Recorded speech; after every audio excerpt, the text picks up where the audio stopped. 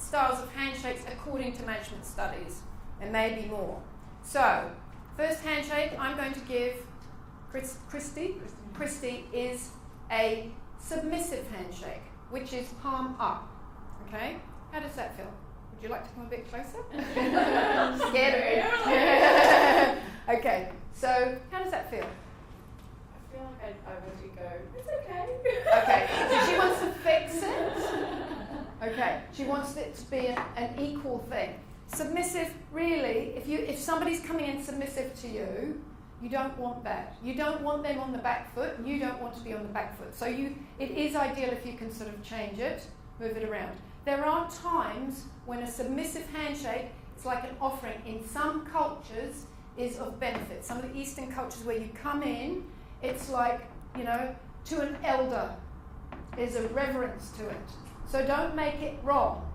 It's just the situation. Choose in the situation whether it's of value.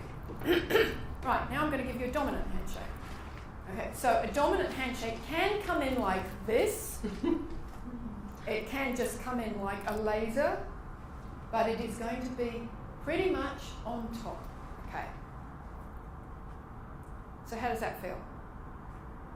I kind of want to go like that. Okay. So does it feel uncomfortable? It feels like It is. That person wants to dominate you. Now, there's many forms of this. It may not be that obvious. It may be, and this you see this a lot in women that want to take charge. Their thumb comes down heavily instead of them actually using the top of the hand. So it's sort of a blah. Okay. Thumbs are about our ego, our sense of personal power. That's the bit that they link to our brain. So if thumbs are up anywhere, it means the person is very confident in themselves, has taken charge of themselves. It also can mean they feel superior. Not always, but it can mean that. So thumbs up, we've got someone very confident or feeling superior or trying to take charge. So it's very similar to the dominant handshake. So if someone gives you a dominant handshake, there are several ways that you can do something about it to equal it off. You can try and twist it round, which, if you've got some big egotistical guy, might not work if you're a lady. Alternative to that, you can step into their space. Because what it does, you see what it's done here? To her arm, it's pulled it right in. So this area across here is equivalent to the thumb. It's our sense of personal power, the elbows, the solar plexus there. It is the part that is our power out into the world. So if we limit our space and pull our elbows in, we've literally cut off some of our power.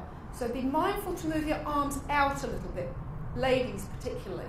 Because what happens often when we're not very confident is we pull ourselves in, but we've literally cut off our breathing space. So we need to move that out a little bit. Give yourself a little bit of room. It should be about 15 centimetres here. Okay.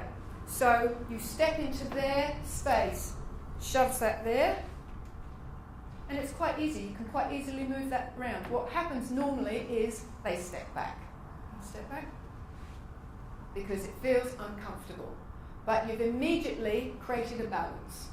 This isn't about arguing with anybody, but it is about a balance. Because if you go into a negotiation, you're on the back foot. You're on the back foot all the way through. But if you go into a negotiation and you're on top, that's not necessarily going to work either. If you want to take charge of the situation, your handshake needs to match theirs and be 10% above, no more. If you start overtaking them, you've lost it anyway. So 10% more if you want to take charge, that's all. Okay, so a little bit stronger. It needs to match. Thank you.